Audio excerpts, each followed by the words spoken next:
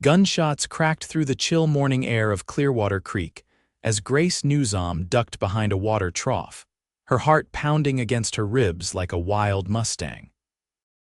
This wasn't how she had imagined her arrival in Wyoming territory would unfold in the autumn of 1876, but then again, nothing about her life had gone according to plan lately. "Stay down, miss," a deep voice commanded from somewhere to her right. Grace pressed her back against the rough wooden boards of the trough, her traveling dress already ruined by dust and mud. She clutched her small valise to her chest, the last of her worldly possessions inside. The shooting continued for several more terrifying seconds before an eerie silence fell over the small frontier town. "You can come out now," the same voice called. "They've ridden off." Cautiously, Grace rose from her hiding place, brushing dirt from her skirts. A tall man with broad shoulders approached, leading a dappled gray horse by the reins. His face was partially obscured by the shadow cast from his wide-brimmed hat, but she could make out a strong jaw covered in stubble and eyes the color of a summer sky. "Are you hurt, miss?" he asked, holstering his revolver. "No, I'm fine, thank you," Grace replied, trying to regain her composure. "Does this happen often in Clearwater Creek?" The man's mouth quirked into a half-smile. "Often enough. Name's Wade Lawson. I ranch about 10 miles north of here." "Grace Newsom," she offered, extending her gloved hand. "I've just arrived on the stage from Denver." Wade's large hand engulfed hers in a brief, firm handshake. "Welcome to Wyoming territory, Miss Newsom, though I suspect this wasn't quite the greeting you were expecting." Grace managed a small smile. "Not quite. You visiting family?" Wade asked, eyes scanning the street for any remaining danger. Grace swallowed hard. "No, I'm here to meet my uncle's friend, Mrs. Helena Blackburn. She's offered me a position in her boarding house." Wade nodded slowly, recognition dawning in his eyes. "Ah, Helena's expecting you. Her place is just up the road. I can escort you there if you'd like." "That would be most kind," Grace said, relief washing over her. As they walked side by side down the dusty main street, Grace couldn't help but notice the curious stares from the townsfolk. Wade nodded politely to several people they passed, but kept a protective stance beside her. "Don't mind them," he said quietly. Newcomers are still something of a rarity around these parts, especially young ladies traveling alone. Grace clutched her valise tighter. "I didn't have much choice in the matter," she admitted. They arrived at a 2-story clapboard building with a sign reading Blackburn's Boarding House hanging over the porch. A plump, gray-haired woman in an apron hurried out to meet them. "Grace Newsom, as I live and breathe." "I was getting worried when the stage was late," the woman exclaimed, then noticed Wade. "Mr. Lawson, good day to you, sir." "Mrs. Blackburn," Wade tipped his hat. "Had a bit of trouble in town. The Jenkins boys were causing a ruckus again." "Those scoundrels," Helena Blackburn tutted, then turned her attention back to Grace. "Come in, dear, you must be exhausted from your journey." Grace turned to Wade. "Thank you for your assistance, Mr. Lawson." "My pleasure, Miss Newsom." He adjusted his hat. "I'm sure our paths will cross again." As Grace followed Mrs. Blackburn inside, she couldn't help but glance back at the tall cowboy mounting his gray horse.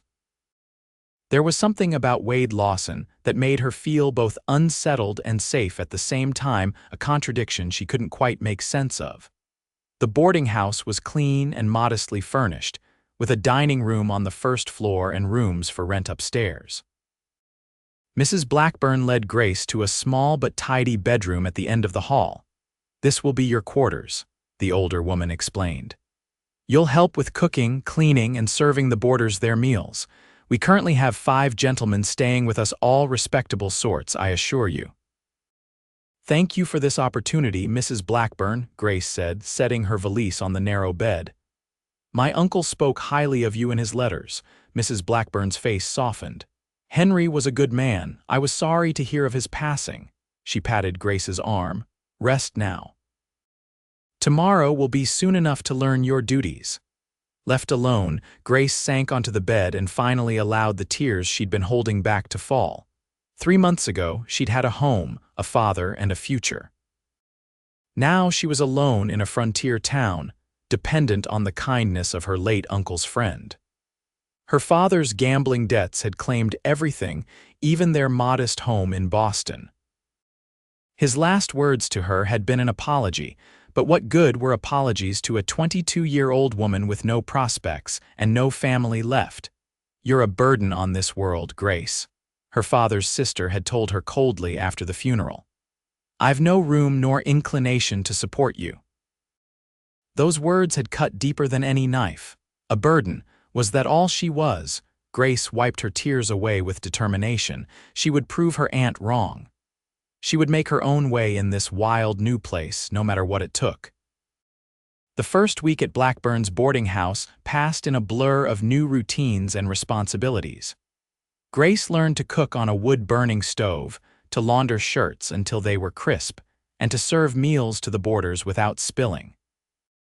The work was harder than anything she'd done before, but there was satisfaction in the tired ache of her muscles at day's end. She saw Wade Lawson again on her 5th day in Clearwater Creek. She was returning from the mercantile with a basket of supplies when he rode up beside her. "Miss Newsom," he greeted, dismounting in one fluid motion. "How are you settling in?" "Well enough," she replied, adjusting her grip on the heavy basket, "though I fear my hands will never be the same." She held up one palm, now reddened and beginning to callous. Wade chuckled, a warm sound that inexplicably made her cheeks flush. "Honest work leaves its mark," he said. "Here, let me carry that for you." Before she could protest, he had taken the basket from her hands. Up close, she could see the fine lines at the corners of his eyes, evidence of long days under the harsh prairie sun. She guessed him to be in his early 30s, though the frontier aged men quickly. "I hear you've been a godsend to Helena," Wade remarked as they walked. "She's been needing help since her daughter married and moved to Cheyenne last year. Mrs. Blackburn has been very patient with me," Grace said. "I'm afraid I didn't know the first thing about running a boarding house when I arrived. You're learning fast, by all accounts." He glanced down at her, those blue eyes appraising. "What brought you all the way from Boston to Wyoming territory, if you don't mind my asking?" Grace hesitated. She wasn't eager to share the shameful details of her father's failings or her aunt's rejection. "Circumstances changed," she said finally. "I needed to make my own way," Wade nodded, seeming to understand there was more to the story but respectfully not pressing further. "Wyoming's a good place for new beginnings," he said instead. "Harsh sometimes, but honest." When they reached the boarding house, Wade set the basket on the porch and tipped his hat. "I'm heading back to my ranch tomorrow, but I'll be in town again next Saturday for supplies. Perhaps I'll see you then." "Perhaps," Grace replied, surprised by how much she hoped it would be so. Over the next few weeks, Grace fell into the rhythm of frontier life.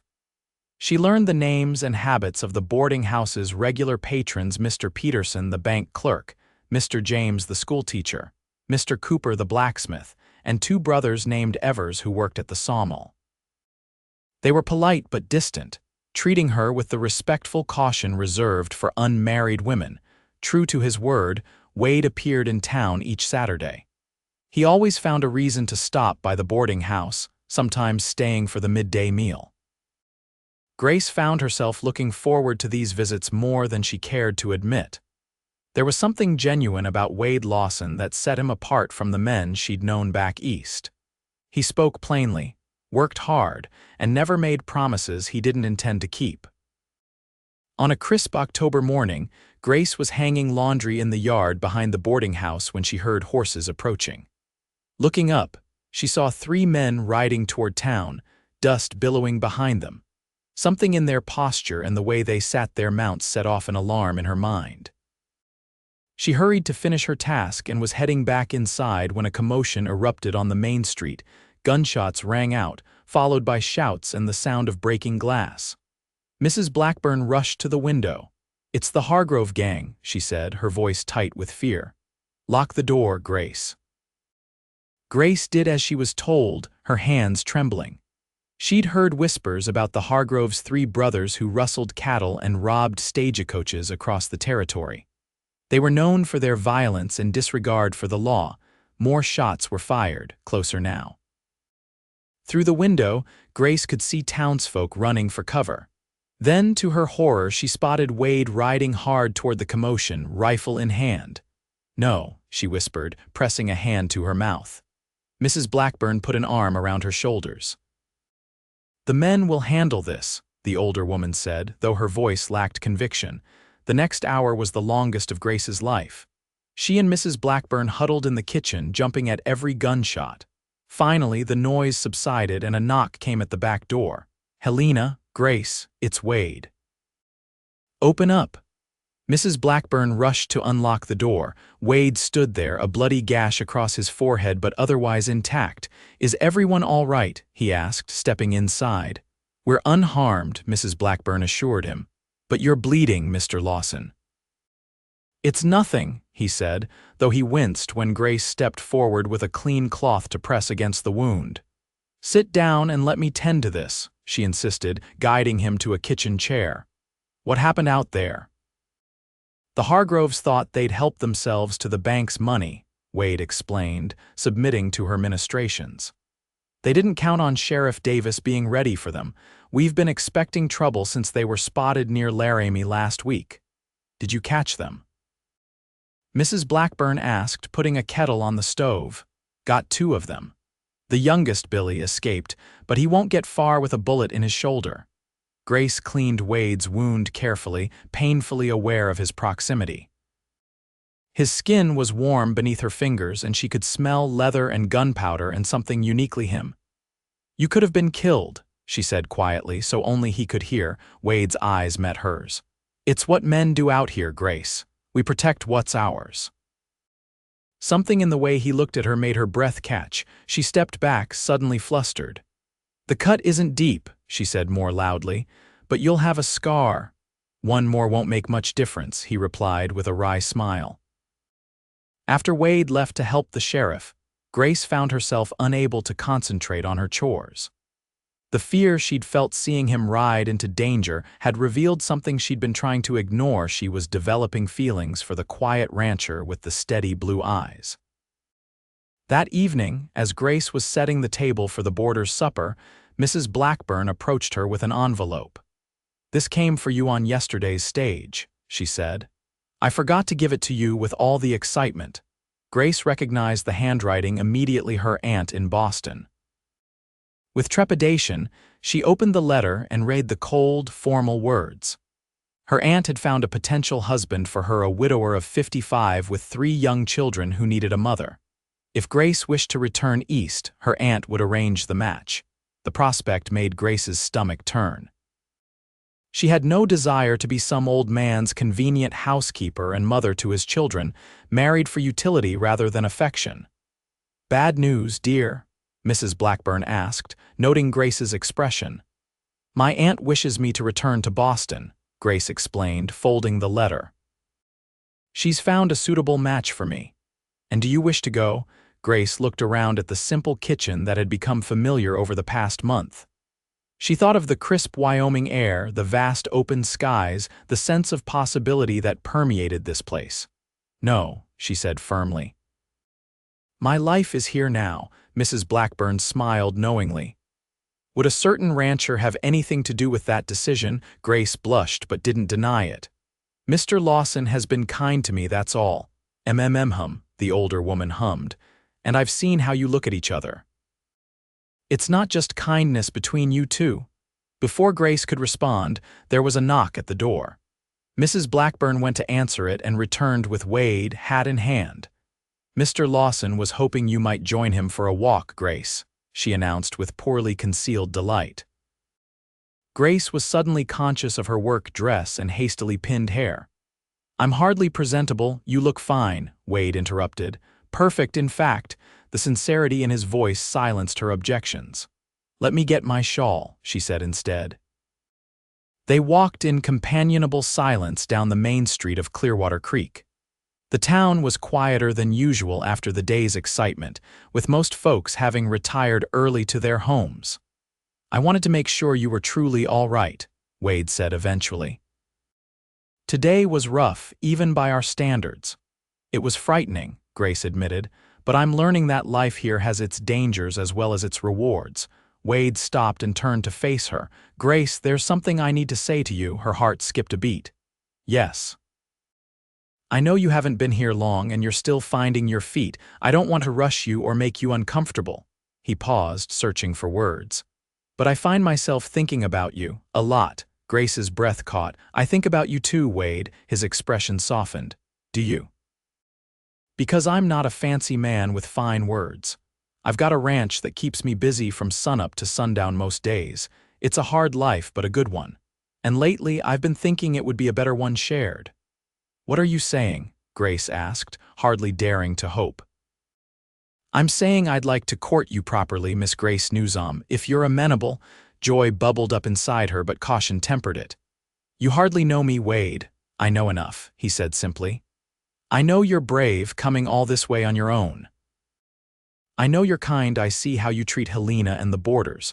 I know you work hard without complaint. And I know that when you smile, it lights up something inside me that I thought had gone dark years ago. Grace felt tears pricking her eyes. I received a letter today, she said. My aunt wants me to return to Boston. She's found a husband for me there. Wade's face fell, but he nodded stoically. I understand. Family ties are important. No, you don't understand, Grace said quickly. I have no intention of going back. My aunt, she called me a burden. Said no one would want me except out of necessity. Anger flashed in Wade's eyes. She was wrong, he said fiercely. You're no burden, Grace. You're a blessing. To this town, to Helena, and most especially to me. The words struck her like a physical blow. A blessing. No one had ever seen her that way before. Wade took her hands in his. Stay, he said simply. Stay and give me a chance to prove it to you. In answer, Grace stood on her tiptoes and pressed her lips gently to his. Wade's arms came around her, strong and sure, and for the first time since her father's death, Grace felt she was exactly where she belonged. Their courtship progressed steadily through the winter months. Wade rode into town twice a week now, often bringing small gifts, a ribbon for her hair, a book of poetry, once even a kitten from his barn cat's litter that became the boarding house's official mouser. They took walks when weather permitted, and Wade told her about his ranch, his herd of cattle, and the home he'd built with his own hands. Grace learned that Wade had come west after the war, where he'd fought for the Union as a very young man. He'd worked as a cowhand until saving enough to buy his own land 6 years ago. He'd been married briefly at 19 to his childhood sweetheart, but she had died of fever before they could start a family. The loss had closed him off for many years, until Grace's arrival awakened feelings he'd thought long dead. In turn, Grace shared her own history, her mother's early death, her father's gambling problem that had worsened after his wife passed, and her struggle to maintain respectability despite their dwindling circumstances. She told Wade about her aunt's cruel dismissal and her desperate journey west in search of a new beginning. As Christmas approached, Mrs. Blackburn decorated the boarding house with pine boughs and red ribbons. The snow lay thick on the ground, making travel difficult, but Wade still managed to make it to town for the holiday celebration at the small church. After the service, as they walked back to the boarding house through the gently falling snow, Wade seemed uncharacteristically nervous. I have something for you, he said, reaching into his coat pocket. He pulled out a small wooden box carved with intricate patterns of wildflowers. I made this, he added, somewhat self-consciously. Grace took the box with reverent hands, admiring the craftsmanship. It's beautiful, Wade. Open it, he urged. Inside, nestled on a scrap of blue velvet, was a simple gold ring set with a small pearl. It was my mother's, Wade explained as Grace stared at it in wonder. She gave it to me before she passed, said to save it for the woman who would make me whole again. He took her gloved hands in his. Grace Newsom, I know it hasn't been long, but I've never been more certain of anything in my life. I love you. Will you do me the honor of becoming my wife? Tears spilled down Grace's cheeks as she nodded. Yes, she whispered. Yes, Wade, I will. He slipped the ring onto her finger over her glove, promising a proper fit later, and then kissed her with such tenderness that it made her heart ache with happiness. Mrs. Blackburn was delighted by the news, immediately offering to host a small reception after the wedding. The date was set for April, when the worst of winter would be past and the roads more passable for guests. January brought heavy snows that often prevented Wade from reaching town. Grace missed him terribly, but used the time to prepare for her new life. Mrs. Blackburn taught her to make soap and candles, to preserve food for the lean months, and to manage a household budget. In the evenings, Grace sewed items for her trousseau, daydreaming about the home she would share with Wade. February brought a thaw and with it, unexpected trouble. Billy Hargrove, the outlaw who had escaped during the bank robbery, returned to Clearwater Creek with 5 new companions. They rode into town at dusk, shooting out windows and terrorizing the residents. Grace and Mrs. Blackburn huddled in the root cellar beneath the boarding house, listening to the chaos above. The boarders had grabbed whatever weapons they had and joined the other men of the town in defense, but they were outnumbered. "Wade was supposed to come today," Grace whispered, clutching the pearl ring that now fit perfectly on her finger. "What if he rode into the middle of this?" Mrs. Blackburn squeezed her hand. "That man's too smart to ride blind into trouble. He'll be fine." But as the night wore on and gunfire continued sporadically, Grace's fear grew. When dawn finally broke and silence fell over the town, she couldn't wait any longer. Despite Mrs. Blackburn's protests, she climbed the cellar stairs and cautiously entered the kitchen. The boarding house had been ransacked, furniture overturned and dishes broken. Grace picked her way carefully through the debris to the front door, which hung open on broken hinges. The main street was eerily quiet, with several buildings showing signs of damage. A few men were moving about, checking on neighbors. "Grace," she whirled at the sound of her name. Wade was dismounting from his horse at the end of the street, his face tight with worry. She ran to him without thought for propriety, and he caught her in his arms, lifting her off her feet in relief. "Thank God you're safe," he murmured into her hair. "I heard the shooting from miles away." "I was so afraid you'd ride into their trap," Grace said, pulling back to look at him. "They came back, Wade, Billy Hargrove and a new gang." Wade's expression darkened. "Where are they now? I don't know. Everything just went quiet a little while ago." Sheriff Davis approached them, his left arm in a makeshift sling. "Lawson," he greeted grimly, "they've taken hostages. Doc Sullivan and his wife, and they've got 3 others holed up at the saloon." Wade's arms tightened around Grace. "Any demands?" "They want provisions, fresh horses, and free passage out of town, and they want the 2 men we're holding from the last robbery released." "That's not going to happen," Wade said flatly. The sheriff nodded. "I've sent for help from Fort Laramie, but it'll be 2 days at least before they can get here." "We can't wait that long," Wade turned to Grace. "I need you to go back to Helena and stay there.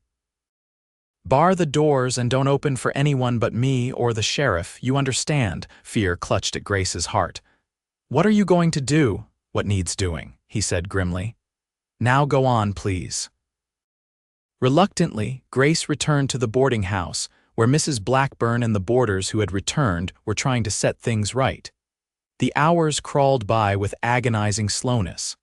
Occasionally, they heard shouting from the direction of the saloon, but no more gunfire. As evening approached, Mr. Cooper the blacksmith returned from town with news. "They've agreed to release 1 hostage in exchange for food," he reported. "Sheriff's trying to negotiate more releases." "And Wade?" Grace couldn't stop herself from asking. "Mr. Lawson." Cooper's expression was unreadable. "He's with the sheriff, miss, that's all I know." Night fell and still no word came. Grace couldn't eat, couldn't sit still. She paced the kitchen until Mrs. Blackburn firmly sat her down with mending to occupy her hands. Just after midnight, a commotion erupted in town. Multiple gunshots, shouts, and then an eerie silence once more. Grace was on her feet instantly, but Mrs. Blackburn blocked the door. "You promised Wade," the older woman reminded her. "Stay put." Another hour passed before they heard horses approaching. Grace rushed to the window to see several riders coming down the street, led by Sheriff Davis. Her heart nearly stopped when she didn't see Wade among them. Then the back door opened and Wade stepped into the kitchen. His face was smudged with dirt and gunpowder and blood stained his sleeve, but he was alive. Grace flew into his arms with a cry of relief. "It's over," he told her, holding her tight. "The Hargroves won't trouble Clearwater Creek again." Later, when Wade had been patched up and fed, he explained what had happened. While the sheriff kept the outlaws distracted with negotiations, Wade and several other men had worked their way behind the saloon. When the gang was occupied with the hostage exchange, they had made their move. "Billy Hargrove and 2 others are dead," Wade said quietly. "The rest are in custody. All the hostages are safe, though Doc Sullivan took a bullet to the leg." "And you?" Grace asked, gently touching the bandage on his arm. "Just a graze," he assured her. "I've had worse from breaking in horses." Grace laid her head on his shoulder, overwhelmed with gratitude that he had survived. "I don't know if I'm cut out for this life, Wade," she confessed. "The danger, the violence, it terrifies me." Wade stroked her hair. "It's not always like this," he promised. "Most days are just hard work and big skies, but I won't lie to you, Grace. The frontier can be harsh. If you've changed your mind about marrying me, about staying here, I'd understand." Grace sat up straight, meeting his gaze. "I haven't changed my mind. I love you, Wade Lawson. Where you are is where I want to be." Relief flooded his face. "Then let's not wait until April. Marry me this week before I ride back to the ranch. Be my wife, Grace. Let me take you home." 2 days later, in the small white church with its broken windows hastily patched, Grace Newsom became Grace Lawson. She wore her best dress with a new shawl that Mrs. Blackburn had given her as a wedding gift. The few flowers available in winter had been gathered to make a small bouquet. What the ceremony lacked in grandeur, it made up for in sincerity. The entire town turned out for the wedding, eager for something joyful after the recent violence. After the simple service, they gathered at the boarding house for cake and coffee, celebrating not just the union of 2 people but the resilience of their community. The following morning, Grace said goodbye to Mrs. Blackburn with tears and promises to visit often. Then, wearing a new riding habit Wade had ordered from Denver, she mounted the gentle mare he had brought for her and rode beside her husband toward their new home. The ranch appeared on the horizon after several hours of riding a sturdy log house with a wide porch, a large barn, and several outbuildings, all nestled in a valley with mountains rising behind them. Cattle grazed on the winter brown grass, and smoke rose welcomingly from the chimney. "Eduardo and his wife Maria look after things when I'm away," Wade explained as they approached. "They live in the smaller cabin near the barn." Grace took in the sight of what was now her home with wonder. It was larger and more established than she had imagined, a testament to Wade's years of hard work. As they reached the yard, an older Mexican couple emerged from the house. Maria embraced Grace warmly, welcoming her in a mixture of English and Spanish, while Eduardo shook Wade's hand and took the horses. "Come," Wade said, offering his arm to Grace. "Let me show you our home." The interior of the house was simple but comfortable, with solid furniture and colorful woven rugs. A large fireplace dominated the main room, with a kitchen behind it.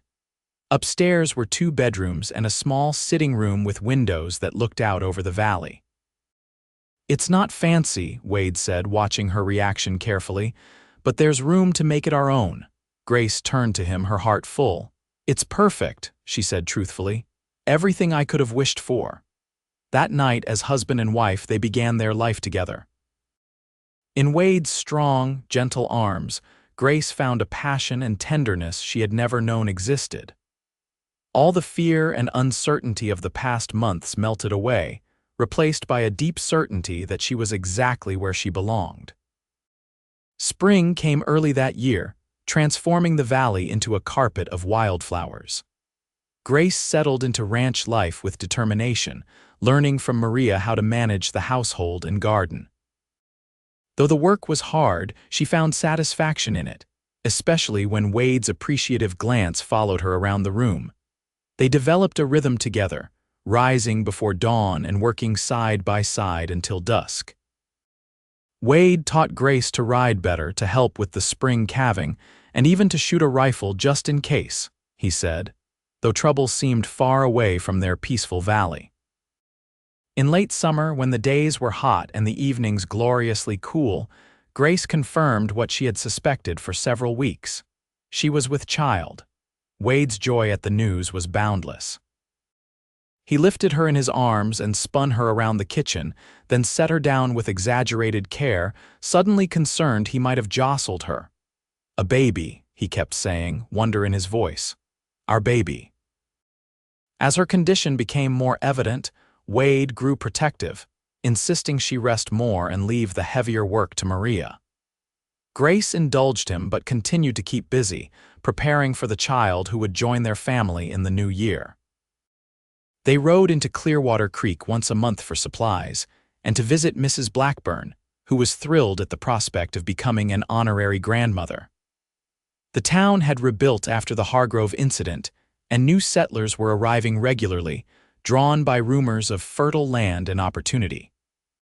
One crisp October day, almost exactly a year after Grace had first arrived in Wyoming territory, she sat on the porch of their home, sewing a tiny gown for the baby. Wade rode up from checking the herd, dismounted with his usual fluid grace, and came to sit beside her. "Happy?" he asked, taking her hand. Grace smiled, placing their joined hands over the swell of her belly where their child grew. "Completely," she assured him. "I was thinking about something my aunt said to me back in Boston. She called me a burden on this world." Wade's face darkened. "She was wrong." "I know that now," Grace said softly. "Because of you. You called me a blessing that first night in town, do you remember?" "I remember everything about you," Wade said, leaning in to kiss her gently. "And I meant it. You are my blessing, Grace Lawson. You and this little one on the way, and all the children we might have in the years to come. You've made my house a home and my life complete." As the sun set over the Wyoming mountains, painting the sky in brilliant golds and purples, Grace leaned against her husband's strong shoulder. From burden to blessing, it had been quite a journey. And the best part was, she knew it was only just beginning.